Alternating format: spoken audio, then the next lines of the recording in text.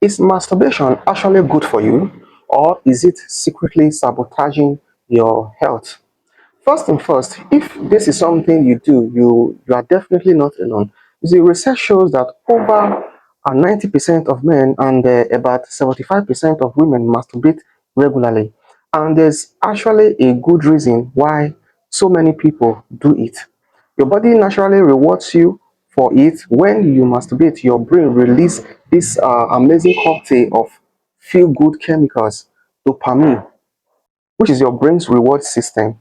Oxytocin, sometimes called the caudal hormone, plus serotonin and endorphins. So this is why people often feel more relaxed afterward. They sleep better and have improved mood and even report better focus. Plus, think about it, it is the safest form of sexual expression there is. It's also a chance to learn about your own body, to figure out what works for you, and that knowledge you can actually share it with a partner that you can share with a partner later to improve the intimate life together. Now, let me clear up some of the ridiculous myths you probably have heard. Now, myth number one, the physical damage stories. No, you will not go blind. Your hair will not grow on your palms. If this were true, we will have a planet full of blind people with extremely hairy hands. This myth comes from old-time scare tactics designed to make people feel ashamed. And medically speaking, zero truth to any of them. And myth number two, does it cause erectile dysfunction? This is the question I get most of the time. They say, Dr. Bale, am I destroying my ability to perform? Actually, my friend, it's usually the opposite. When you masturbate the orgasm, you are actually working out your pelvic floor muscles. These are the muscles that power strong orgasm and healthy sexual function. Think of it like going to the gym, but for your reproductive health. But, and this is important, I need to give you two warnings here. First, the porn factor. If you are watching a high, if you are watching a lot of high intensity pornography while you do this, your brain can become desensitized. Real intimate movement don't have perfect lightings, camera angles, and editing. That gap between what you see on the screen and what actually happens in real life can create performance anxiety. Then, second, the guilt factor.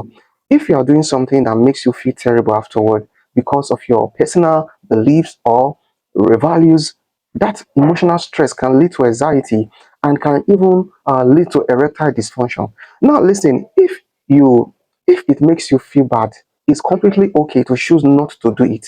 Your mental health always comes first. Then myth number three, the death grip problem.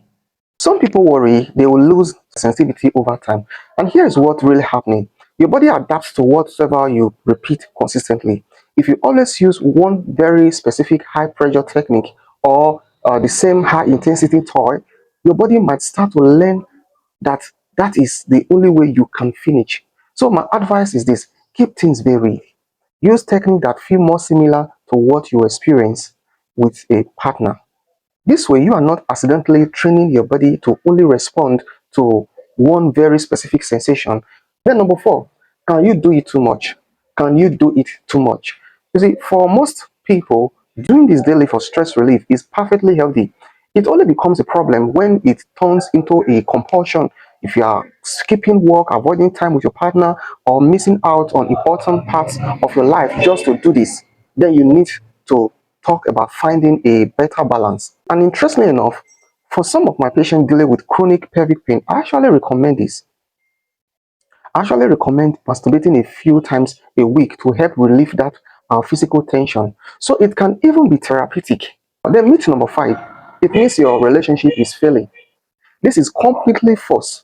Being in a committed relationship doesn't mean you stop being an individual with your own needs and desires. Many perfectly happy couples masturbate on their own, and some even do it together. It's not a sign that something is wrong with your relationship or that you don't love your partner. Often, it's just a way to relax and explore your own body. Now, myth number six, does it lower your testosterone? I see this one all over fitness forums, social media. The NoFap movements often claim that avoiding masturbation will boost your testosterone and make you more successful. Actually, here's the actual science. During arousal, the act itself your testosterone actually spike temporarily. And after orgasm, it settles back to the normal baseline level. It doesn't deplete your overall testosterone or make you less manly. The old stories about the athletes needing to avoid sex before big games to stay hungry and competitive. You see, there is no solid science data backing that up. You don't need to put yourself through that kind of unnecessary struggle. Now, here are my final thoughts. At the end of the day, here is what I want you to remember. Listen to your body.